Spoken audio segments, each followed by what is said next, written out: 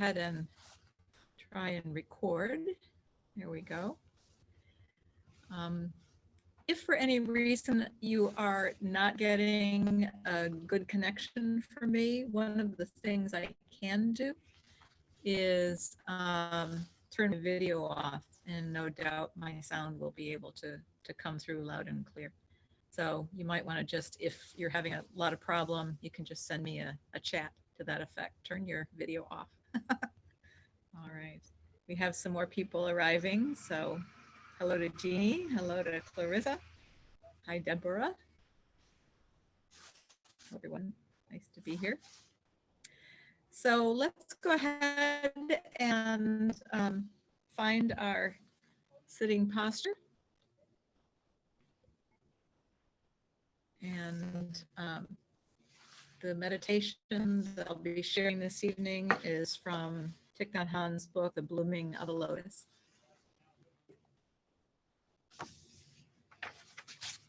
We'll start with 3 sounds of the bell.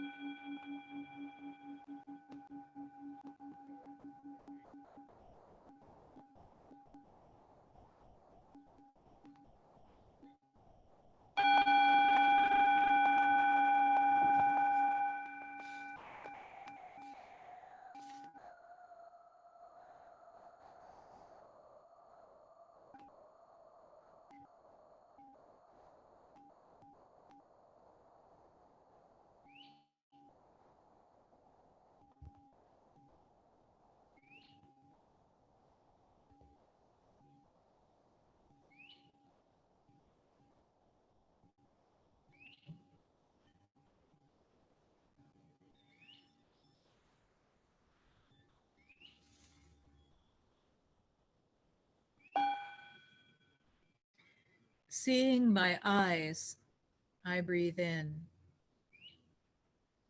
Smiling to my eyes, I breathe out. Seeing my eyes, smiling.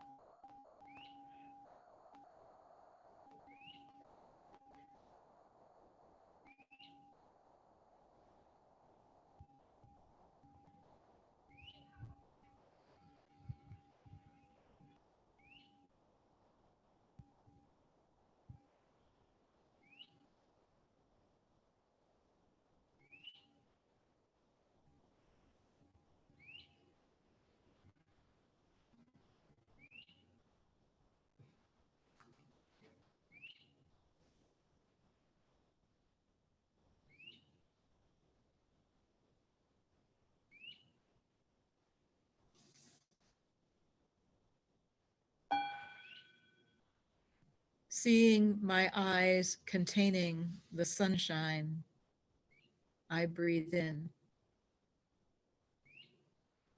Seeing my eyes containing the cloud, I breathe out. Eyes contain sunshine. Eyes contain cloud.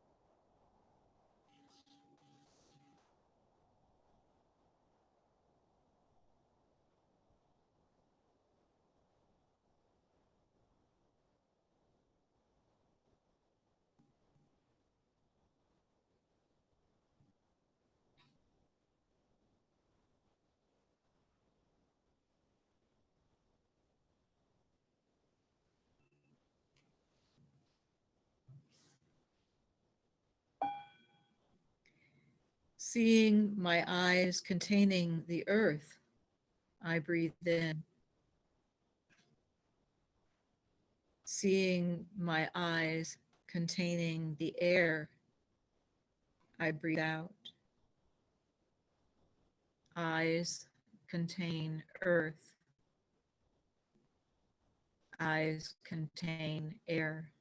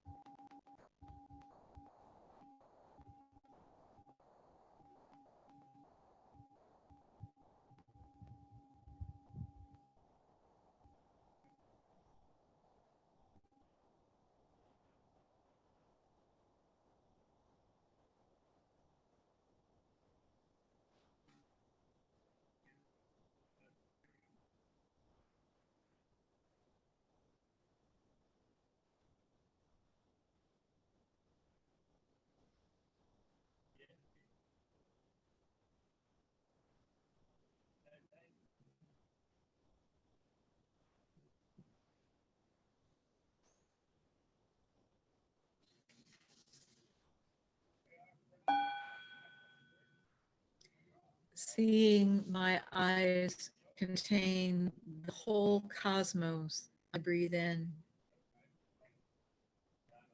Seeing my eyes present in everything in the cosmos, I breathe out. Eyes contain cosmos, eyes in everything.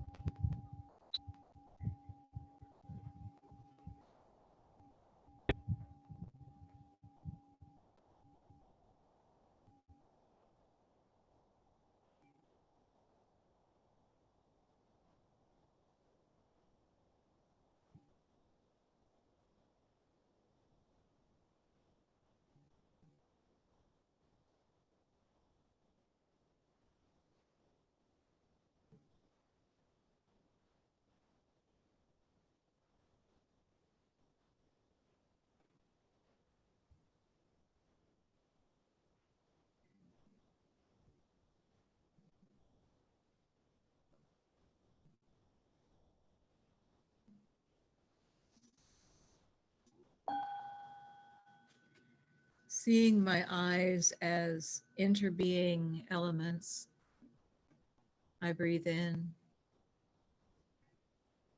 Seeing all in the cosmos as interbeing elements, I breathe out. Eyes, inter are, all in the cosmos, inter is.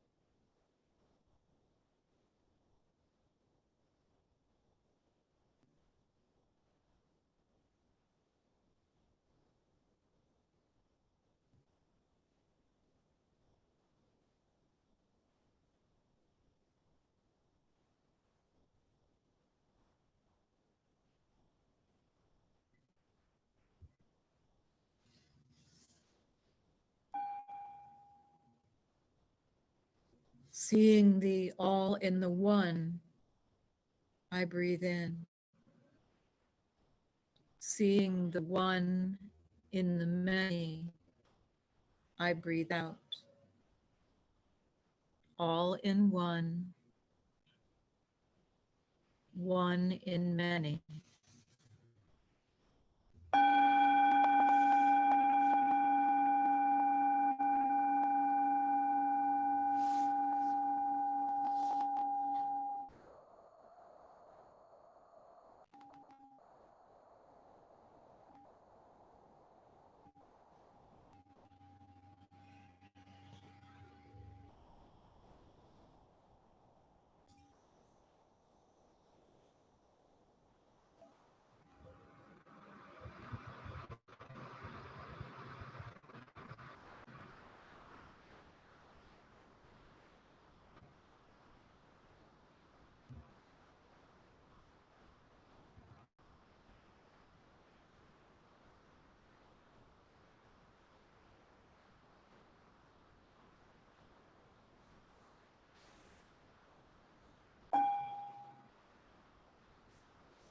Seeing the one as basic to the all, I breathe in.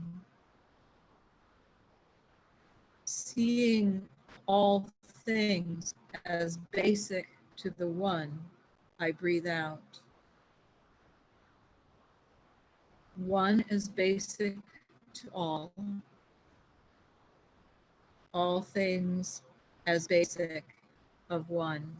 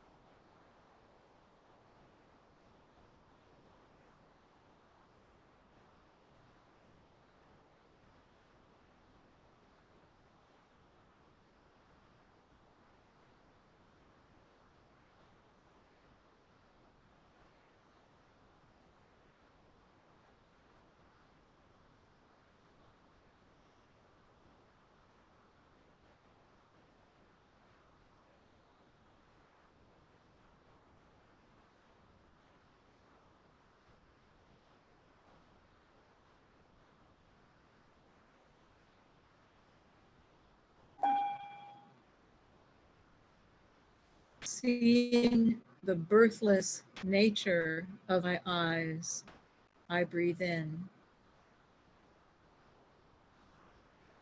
Seeing the deathless nature of my eyes, I breathe out.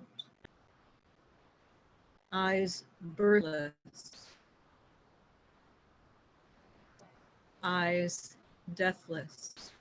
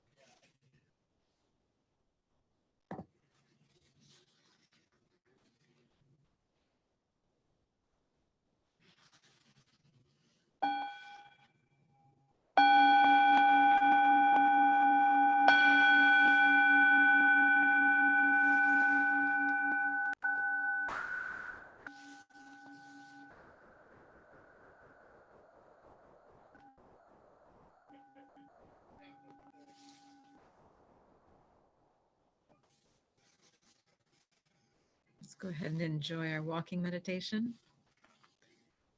On the first sound of the bell, we'll rise and stand behind our chairs.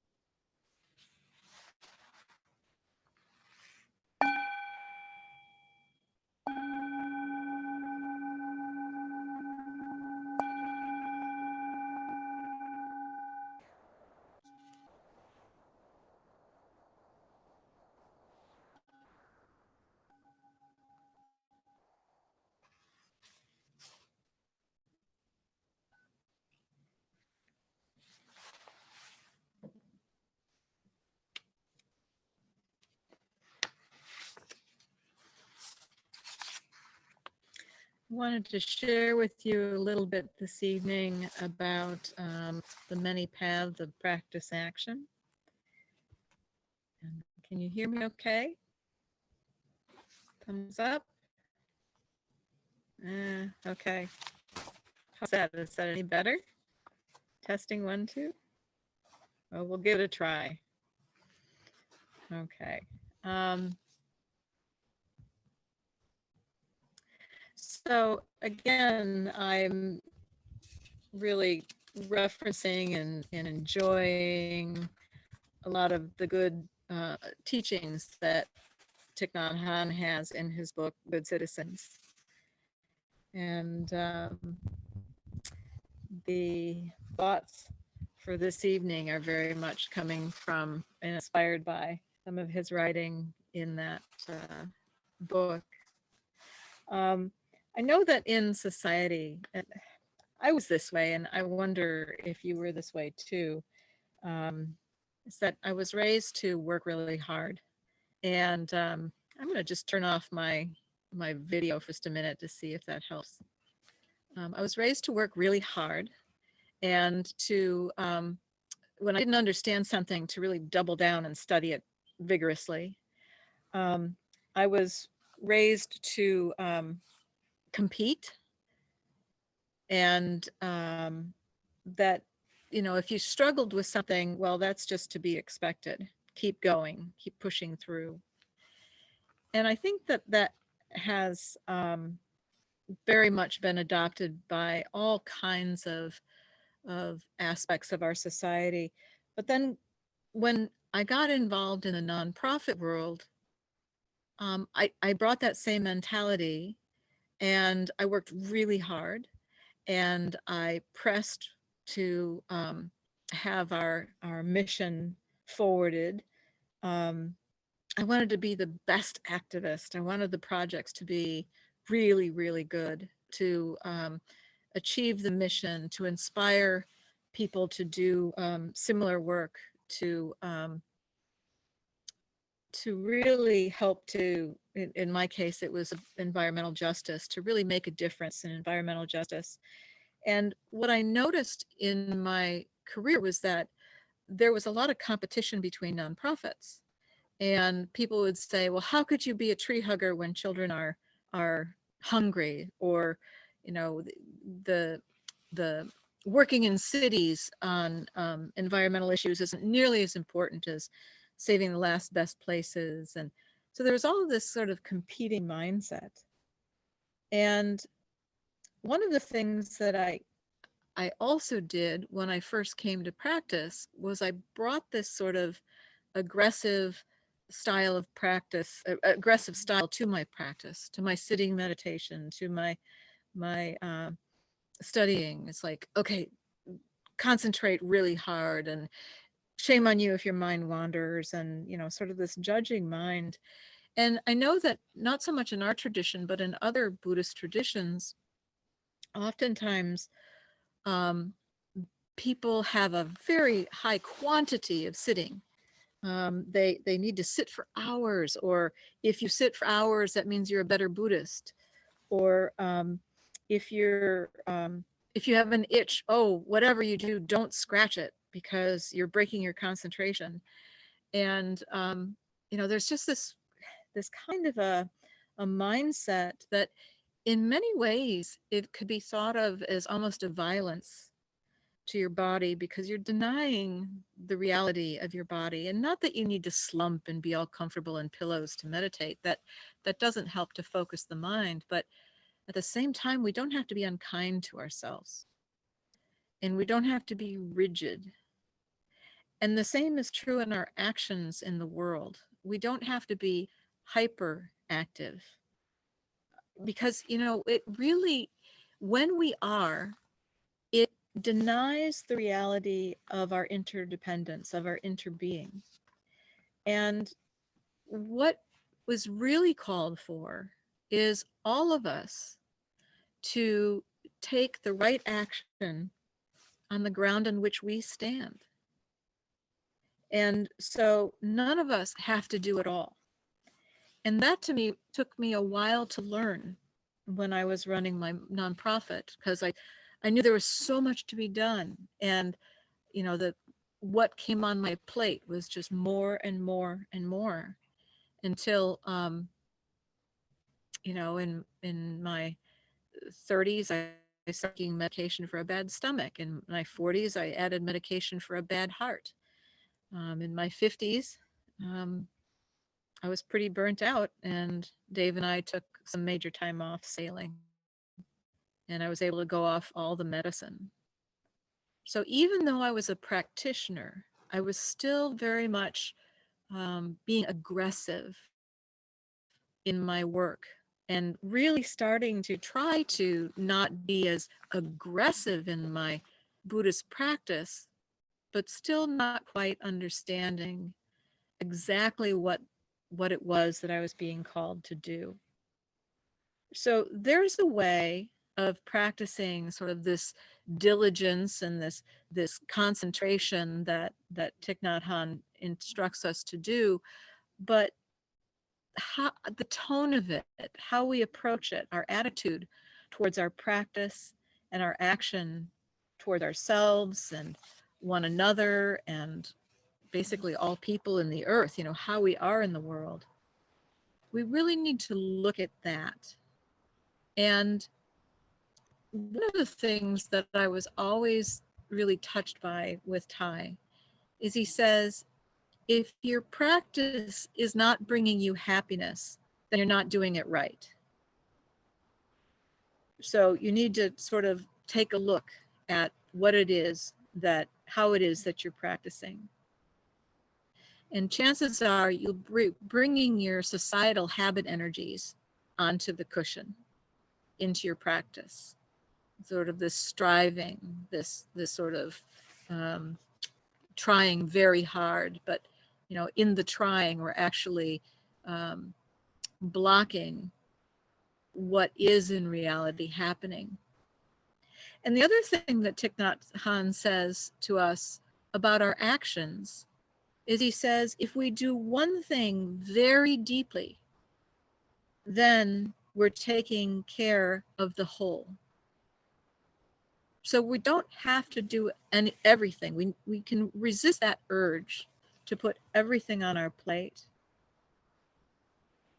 And really what this is about for me are these many doors to insight that we can begin to look at and to practice with in a way that is much more gentle and effective. So what are some of these doors to enlightenment that, you know, we've studied? Well, there are people who focus completely on the teachings of impermanence, how everything is changing moment to moment, that is their center of concentration, and that's what they look deeply into. Others will look at emptiness and non-self and interbeing, and that fact that, you know, we're empty of a separate self, but full of the entire cosmos, like our opening meditation. And then that is the path for them to enlightenment. Some people look at dependent co-arising, sort of this is because that is, and this is because that is, sort of examining all of the conditions that are necessary for something to manifest. I did that quite a bit in my work. When I'd want to bring about change, I would look deeply into all the conditions that were necessary to help something to manifest. And then some people really focused primarily on the mindfulness trainings. And they look very deeply and apply them to their life, you know, sort of this universal ethic that they use that as their guide to stay on the path. Other people, we have a group within the Plum Village tradition called Arise, and that's awakening through race, intersectionality, and social equity. And those folks are really focused on justice and compassion and healing. And that is their Dharma door that they feel called to walk through.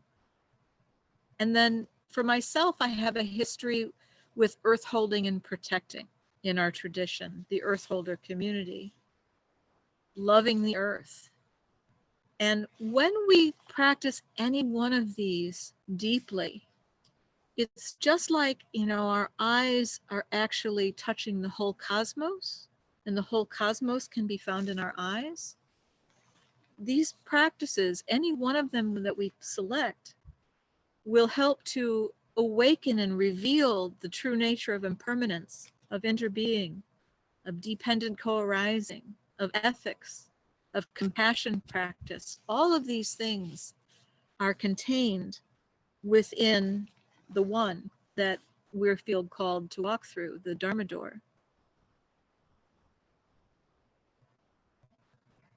So the one contains the whole, and you see all of the other Dharma when you are practicing deeply in any one of these aspects. And this is what Thai means when he says there's many paths to enlightenment. So in our practice tradition, diversity is beautiful.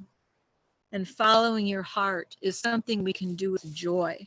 How we practice, how we show up to these invitations is something that we can look at as a source of joy and happiness. We can look deeply and take care of what calls you. So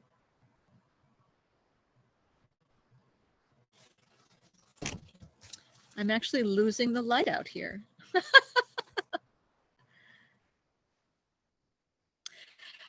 So your corner of the world needs you, your practice, your actions, and all of that arises from your insight. So enlightenment isn't actually out there, something to attain that's beyond your reach.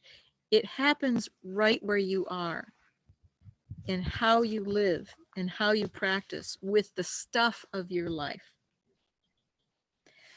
I do want to talk a little bit about fierce compassion as a practice. And when I say, we don't have to be rough on ourselves. Practice can be kind and joyful, and that is how we get the most out of it. So what we're bringing to the moments of our practice, to our mindfulness practice in moment to moment, is a relaxed concentration, a calm alertness, a fearless action, joyful persistence,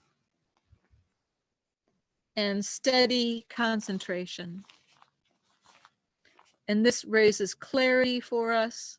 It brings us confidence, and it creates in us a generosity of our own spirit to our own selves and to those around us, because we're practicing in a way that is the way. So how we do this is both liberating and a practice of liberation. How we do this is both liberating and a practice of liberation. I have some specifics that I can share with you. In the time that we have on the cushion, I know for myself, I've really created a lot of variety in what I do each day when I meditate. Sometimes I do guided meditations, some that I read, and oftentimes they are recorded. And that is something I find on the Plum Village app and elsewhere on the Plum Village website. I also do a practice of naming what arises moment to moment. And that Maybe naming feelings, patience, waiting, frustration, whatever is coming up for me in the moment. Or I can make it even a little more simple. I can name whatever is coming up for me in that moment as pleasant, unpleasant, or neutral. And just the act of naming it means that it's moved from that part of my brain where I am sort of caught by it to the prefrontal cortex of the brain where I'm aware that my body is feeling that experience. And suddenly I'm not caught. I have sort of a higher level of awareness. Part of my practice is holding an object of concentration in my mind. If there's something I'm trying to understand, I'll just like envision it when I'm sitting calmly, sort of out of my third eye, and just like rotate it in my awareness. And as I do that, I'm looking more deeply at it. I'm perhaps posing some questions around that. And that I can develop some insight and understanding just by holding the object of my concentration. And I'm going to turn on my flashlight because I have lost the light. There we go. Oh, all right. Sometimes when I show up on the cushion, I am connecting with my inner child. We've spoken about that. Sometimes I'm conversing and listening to the wisdom of my ancestors. Sometimes I'll do a body scan. And as I do, I'll just be calming my body. One of the things that I do at night is a body scan sometimes to help me transition to sleep. And one of the things I've noticed is when I have a very busy mind, if I put a book on my belly, a heavy book on my belly below my belly button, it really helps to ground me in my body. And I put my attention on the sensation of my breathing with that book on my belly. And it's extremely effective in calming and relaxing and helping me to transition to sleep. There's a practice that I do sometimes, which is just greeting my many selves, seeing who shows up today when I sit down, and what is arising for me, sort of like, and am I feeling optimistic? Am I feeling like tired? And who's Heather today? And all of the in-betweens. And then there are so many more options and opportunities. There is one of the foundational sutras in our tradition is the discourse on the full awareness of breathing. And in that, Tich Nhat Hanh describes some very foundational breathing practices that we can do. And then one of the fun ones is that if we're just not feeling it, or if there's something more deep that I'm trying to feel, I sometimes might just invite the Buddha to breathe, the Buddha to sit. Or, that could be Jesus Christ, or it could be Tich Nhat Hanh, whoever it is that you want to sort of take over in that moment and you want to surrender to let them just guide the way. They are in you, and you can go ahead and let them take the lead. Music meditation can also be quite beautiful in terms of just breathing and sitting with the music as it's unfolding in the present moment. We have support practices too, support contemplations. We've done touching the earth meditations. We've studied and reflected on the mindfulness trainings. There's singing and chanting. There's love letter writing. There's gatha writing, you know, those short poems about daily actions that we want to be mindful about. There's sutra study and reflection. Actually, reading any of Thay's books, he's got more than 120 that are published, and I have yet to find one that was not worth my time. We know there's eating meditation, we know there's walking meditation, and there's movement meditation too. If you're just really restless, you can do walking meditation, or you can go ahead and do Tai Chi or Qigong or yoga. One of my favorite meditations is actually swimming laps. Repetitive, calming, focused, because if I'm not focused, I swallow water. It's wonderful. And of course, you know, attending Sangha. And there are Sangha building practices, you know, of inviting people and just being welcoming and participating. There's other forms of practicing generosity with your time and your resources. And I'd also like to just encourage you to, as you're doing this, be sure and save time for play, because play is a very important practice in how we show up and how we're good citizens in the world, because we need to be nourished and we need to maintain our own joy. Retreats, days of mindfulness, sharing with mentors or Sangha friends, you know, all of these things are available to us. So I mention them here as many Dharma doors. And I encourage you to be creative in your study, practice, and action, to go ahead and release those societal habits that you have of being productive or doubling down and making it hard, gritting your teeth and gosh darn meditating again. Be in the driver's seat, you know, be an artist, be fierce in your diligence and your determination, but practice letting go of the results. Just keep showing up and be compassionate with yourself. So I'm going to stop there, and I'd like to invite Dharma sharing, and I see everyone who is in attendance is very familiar with the practice.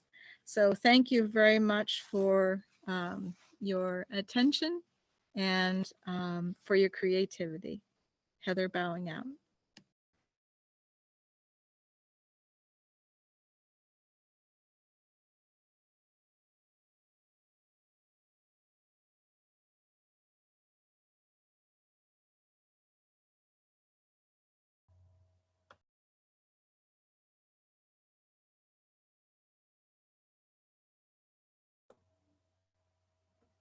Diane bowing in.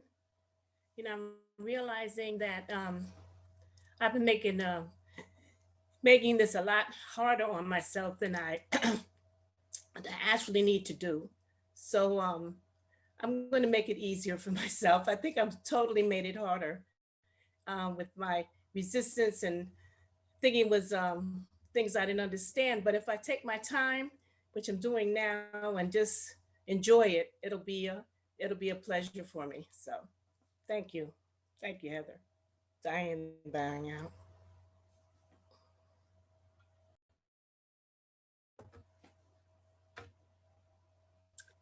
This is Deborah bowing in.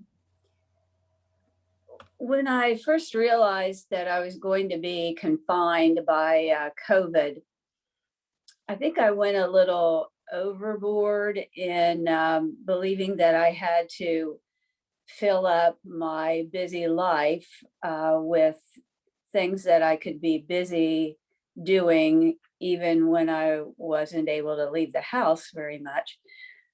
So I did things like I signed up for the great courses. I was going to take all these courses and writing workshops and another book group in addition to the one I was already in. And I was giving extra tours at Middleton. And I was listening to Dan Harris, the 10% Happier app one day when I was walking, and he said that he always wants to be sure that he feels like his meditation is not just one more thing he has to check off on his to-do list. And I started to think about all of the things that were filling up my life to the point where I was just barreling through and as though I had to check every